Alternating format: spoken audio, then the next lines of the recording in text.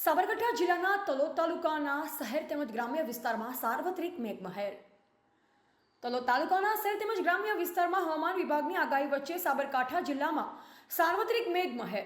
તલોદ તાલુકામાં સાર્વત્રિક 3.5 ઇંચ જેટલો વરસાદ ખાબક્યો. શહેરના નીચાણવાળા વિસ્તારો જેવા કે કલાલની ચાલી, કુમારશાળા કેમ્પસ, સિવિલ હોસ્પિટલ કેમ્પસ બહાર, શહેરના નીચાણવાળી રહેણાંક સોસાયટી, ટાવર વિસ્તારમાં ગોઠણસમાં પાણી ભરાયા.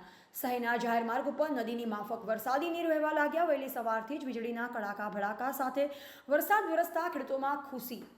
ખેત સીમાડામાં નીચાણવાળા વિસ્તારોમાં વરસાદી પાણીથી બેટમાં ફેરવાયા. ક્યાંક ધીમી ધારે તો ક્યાંક ધોધમાર શ્રીકાર વરસાદની હેલીથી વાતાવરણમાં ઠંડક પ્રસરી ગઈ હતી અને મોસમનો 454 mm વરસાદ નોંધાયો. તાજપુર કેમ્પ મેસવો નદીમાં આગળ સારો વરસાદ પડતા નવા નીર આવ્યા હતા. વાવડી ચોકડીથી છત્રીસા અહમદપુરા વચ્ચે કંપનીમાં પાણી ફરી વળ્યા હતા, ત્યારે ઘડી હિંમતનગર રોડ ઉપર વરસાદી પાણી ફરી વળ્યા હતા. રિપોર્ટર રાજેન્દ્રસિંહ ઝાલા, બોધિક ભારત, તલોદ.